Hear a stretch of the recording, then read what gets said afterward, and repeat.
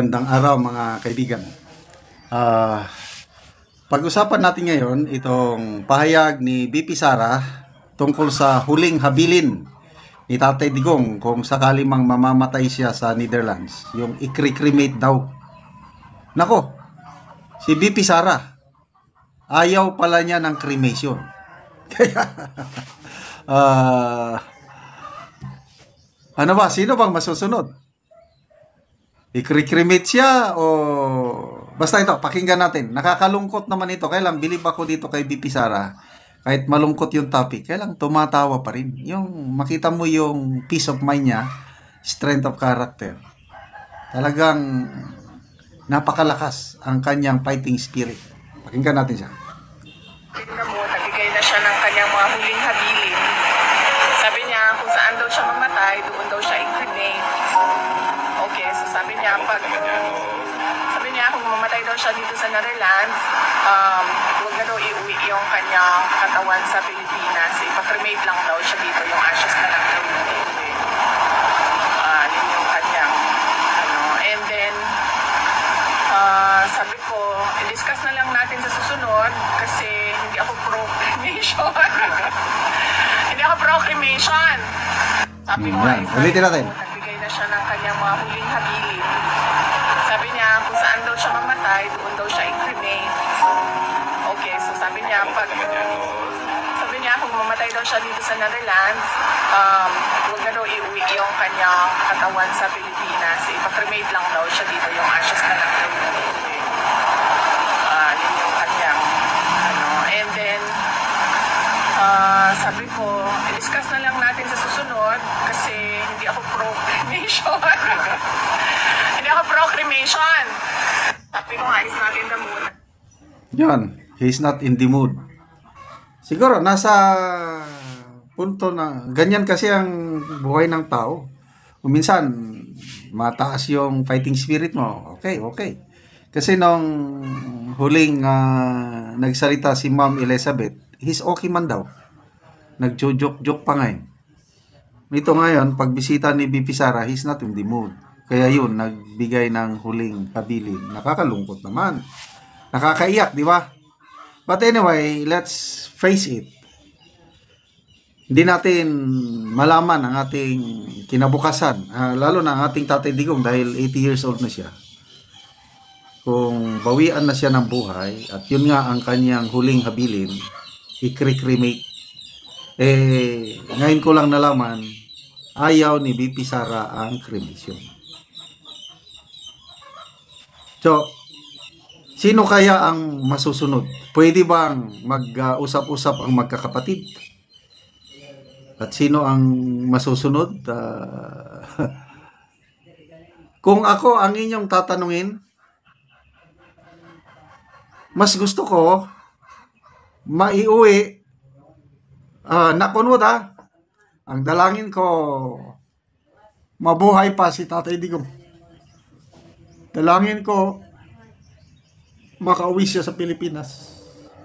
Dalangin ko, makalabas siya sa kulungan. Kailang kung ang kalooban ng Diyos, doon na siya mamamatay. Gusto kong masilayan ang kanyang bangkay. Yun ang aking kahilingan. I don't know. Bahala na yung magkakapatid na mag-decide. Mahirap naman yung abo na lang ang abo na lang ang bisitahin natin sa Davao. Hindi ko pa nakita ng personal si Tatay Digong. Standee lang ang nakapapicture ako nung nagbisita ko sa Davao. Doon kami natulog sa isang hotel. Nandun.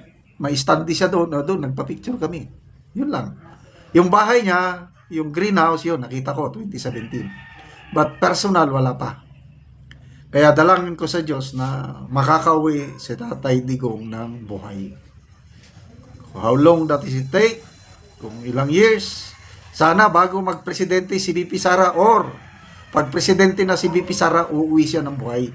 Masaksihan niya ang kanyang unique kaiha na magpresidente sa 2028. Walang imposible sa Diyos. Kaya lang kung kalooban ng Diyos, nabawian na siya ng buhay doon. sana makita natin ang kanyang bangkay, di ba? And then, ihayag siya, burol, para makita maraming Pilipinong nagmamahal kay Tatay Digong. Although meron ding ayaw sa kanya, that's reality. Kaya lang, I still believe mas marami ang nagmamahal kay Tatay Digong. Kaya ngayong survey ng Pulse Asia, April ba ito or May, 62% of the respondents nagtitiwala pa rin kay Tatay Digong kahit nakakulong na siya sa Netherlands. Talon-talo niya yung sitting president ngayon, 32% lang, nakakaya. Kaya, yon, maraming nagmamahal sa mga Duterte. So, tayong nagmamahal sa mga Duterte, kung bawian naman siya ng buhay doon, dalangin natin na makita natin kahit bangkay na lang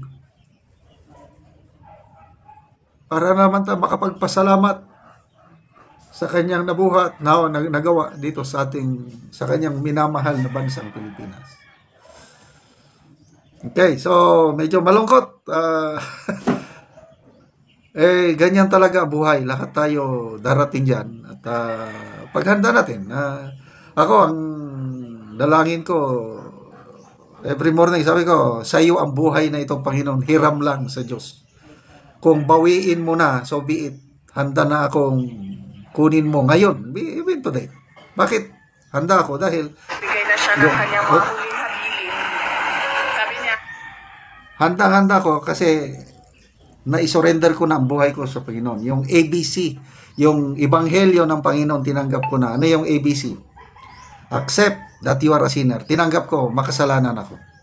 Believe, Believe, naniwala ko na namatay at nabuhay muli ang Panginoong Hesus para sa kapatawaran ng lahat ng kasalanan ko. Then C, commit. I committed, I surrendered my life to the Lordship of Jesus Christ. Kaya kung kunin niya ako ngayon, no problem dahil dadalhin niya ako with Him sa langit. Kaya huwag po tayong matakot sa kamatayon. Kaya lang, mas maganda yung mabuhay pa tayo para magawa natin ang kalooban ng Diyos. Kaya dalangin natin, mabubuhay pa ang ating Tatay Digong, makakauwi siya sa Pilipinas at masasaksihan niya ang pag-upo ng kanyang anak na si BP Sara sa Malacanang.